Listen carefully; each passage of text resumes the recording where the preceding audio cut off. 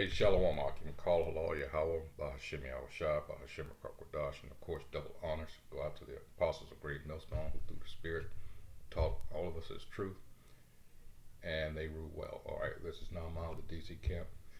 In this video, I'm going to cover the Trail of Tears. This video is called The Trail of Tears. They knew it was wrong.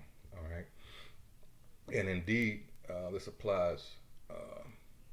Esau is the wicked, and you have to wonder why, with this Black Lives Matter movement going on, and clearly this is all set up. How are you going to expect justice from an unjust people? All right, they are created to be the wicked. Malachi, first chapter, verses 1 through 4. All right, and they are those that the Most High hates. All right, Romans 9:13. This is whoops, wrong one. This is Zephaniah. Once it loads up, chapter 3, verse 5, and it says, "The just Lord, that's Yahweh, is in the midst thereof. He will not do iniquity. Every morning doth he bring his judgment to light. He faileth not, but the unjust knoweth no shame." And indeed, when we get into this video, he knew no shame. Like the second part of this says, they knew it was wrong. All right, so let's get started here. People at the time knew it was wrong. People at the time knew it was illegal. People at the time knew it was unconstitutional. And it happened anyway. The Trail of Tears shouldn't have happened. At some level, I'm making a moral statement, a normative claim, that the United States should not have forcibly removed the Cherokee Nation from its homeland in 1838 and 1839. This split apart a unified people who had chosen to live together for centuries, organizing themselves around a sophisticated common law with a capital and recognized regions and all 7 family clans represented in every town. This was a people that wanted to live together, who had, as Augustine said, loved things held in common, and they were sundered apart by coercion. Now, the Cherokees are found in the Cherokee Nation of Oklahoma, the Eastern Band of Cherokees in North Carolina, and in various other communities across the United States and even Mexico. No longer the coherent nation they had been. Obviously, it was wrong when we consider the loss of life that took place in the forcible removal of the Cherokees from their home in the southeast to what was Indian Territory, now the state of Oklahoma in the Midwest. The official U.S. reports suggest that roughly 400 people died. We know that, in fact, at least that many died in the containment centers where they were rounded up, the camps where they were held before removal even physically happened, before the marches. The marches that took place over 2,200 miles of land and sea routes, moving the people from the east to the Midwest. The people who witnessed the Trail of Tears, people who were landowners on areas where the Trail of Tears went past, or missionaries, or people who traveled for one reason or another with the Cherokees, suggest that the number was more like 4,000 instead of 400. Today, scholars think that's probably a conservative figure. Somewhere between a quarter and a third of the Cherokee Nation was lost during the Trail of Tears. And those who were lost were those who were least likely to be able to endure starvation, exposure to the elements, marching 10 miles a day in knee-deep snow, for example. In other words, the elderly and the infants. So that the bulk of the Cherokee Nation arrived in Indian Territory without its past and without its future, without its oldest and youngest members. It's also a moral wrong because one of the arguments used to justify the Trail of Tears was a bald-faced lie, the idea that the Cherokees would not be comfortable in the environment of the new United States. But the fact is, by the 1830s, the Cherokees had a written language, a written and ratified constitution, a bilingual national press, a bilingual national newspaper, institutions of higher learning for both men and women. Some scholars suggest a significantly higher literacy literacy rate for the Cherokees than for members of the surrounding states. The idea that Cherokees could not adapt, could not at some level assimilate with the culture is ridiculous. But it was a justification for taking things away from Cherokees and giving them to U.S. citizens. But my statement that the Cherokee Trail of Tears shouldn't have happened is more than just a moral claim. It's an objective statement of fact. There's several reasons for this. One, constitutionally, it should never have happened. When it became clear that people in the United States who favored Indian removal were not content to wait until Cherokee citizens were willing to sell their property. Obviously, the Cherokees did not want to move from their homeland. It turned out that a number of people looked to the state of Georgia to press the issue, to force it, and the Georgians were more than happy to do so.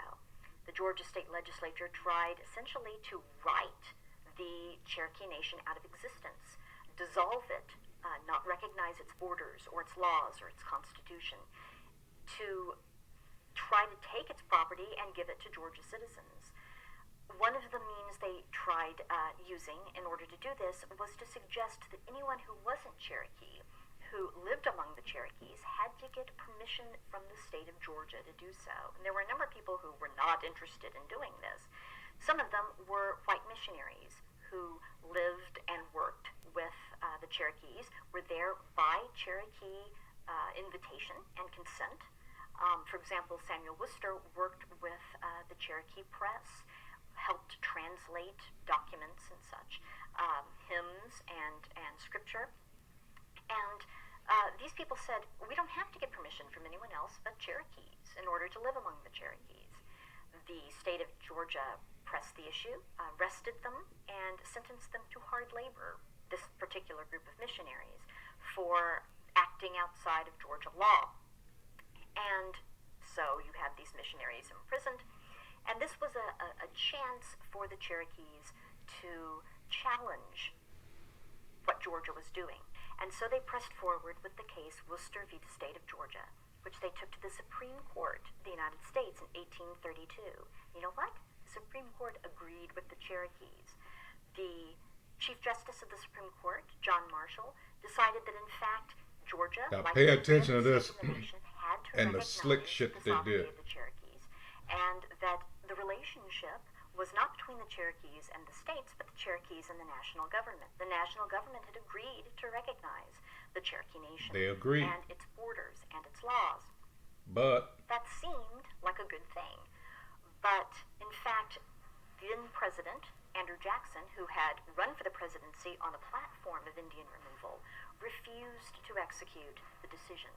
This represented a failure of the checks and balances system of the U.S. government. The executive ignored the judiciary.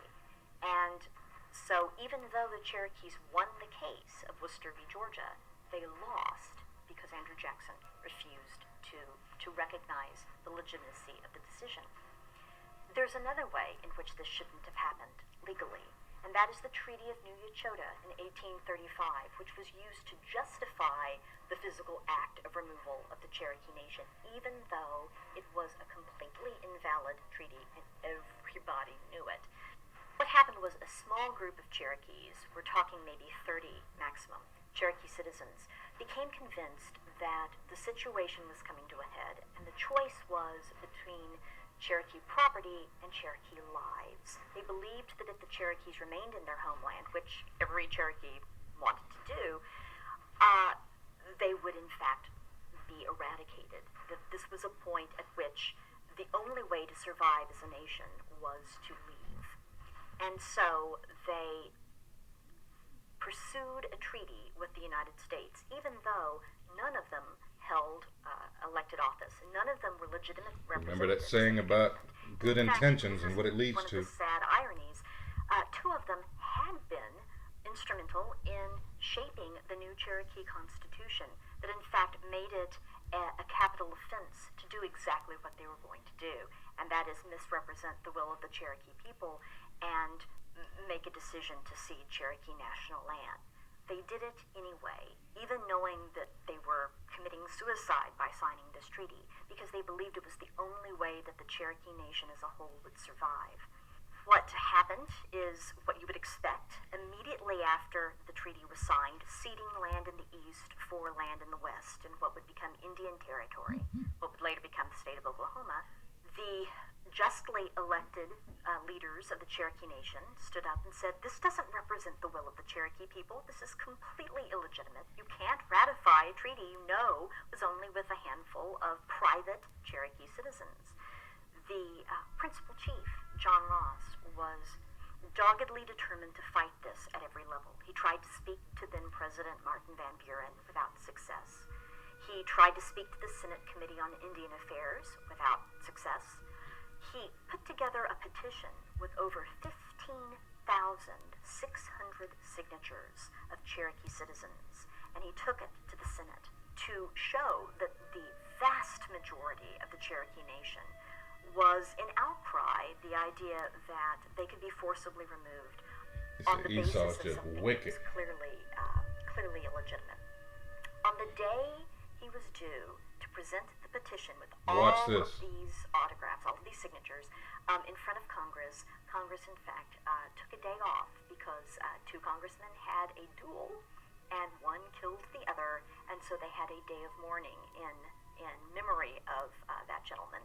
And in fact, Principal Chief John Ross never had the opportunity to show Congress his list of signatures. By the time the Senate was reconvened, Ross's opportunity had passed, and the Trail of Tears was in fact imminent.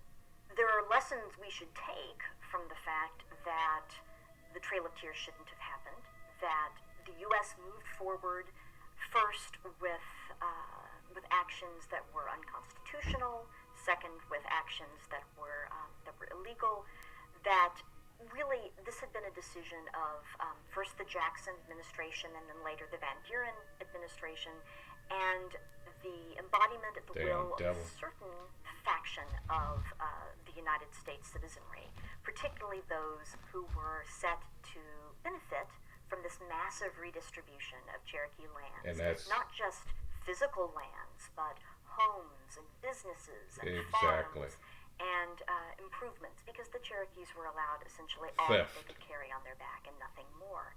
And so, in a way, if we think about the Trail of Tears as a massive redistribution scheme in which a people who had no legal recourse, a minority that could not defend themselves, well, they did, they went all the way to the Supreme Court and won, but still didn't.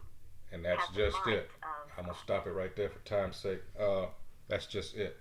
They knew, and the same thing applies today, people that cannot defend themselves because these people are cowards. I'm talking about Esau, Edom, all right, so-called white people of the day. Let's get some more scriptures and close it out here. I've already gone over.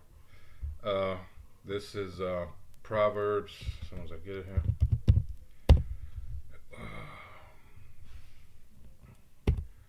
Proverbs, let's see. Man, why did I do that?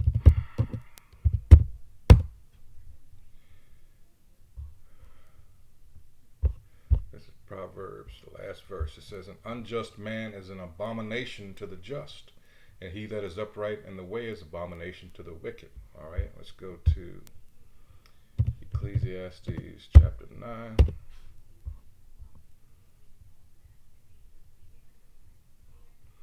Verse 3, it says, this is an evil among all things that are done under the sun, that there is one event unto all. Yea, also the heart of the sons of men is full of evil. All right. And madness is in their heart while they live, and after that they go to the dead. All right. Let's see. Proverbs 28. Because you have to consider, this man is, all right, he's trying to hurry up and get his agenda pushed forward, and that's his New World Order. It says, Proverbs 28 and 8, it says, he that by usury and unjust gain increaseth his substance, he shall gather it for him that will pity the poor. All right. And that is the Israelites. So he's just gathering all of this, and there's going to be a transfer. Remember, Sirach chapter 10 verse 8, because of unjust dealings, the kingdom will be translated. All right, and as it stands now, he's on the run to my Esau, Edom, because he knows. All right, the day approaches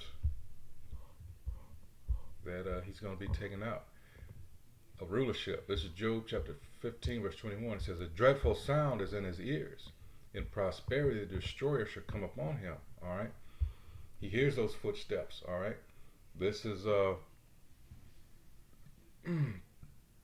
that fear that's in him, and like I said, he's going to be taken out. Scripture also says, never trust thine enemy. And our people, are just at heart a compassionate people. And every time, all right, that's used against us. This is Psalms 43rd chapter. All right. This is Psalms 43:1. Judge me, O Most High Yahweh, and plead my cause against an ungodly nation. O deliver me from the deceitful and unjust man. I'm going to close it out here, but for time's sake, I've gone way over. I mean, there's no way I could, because you had to hear that.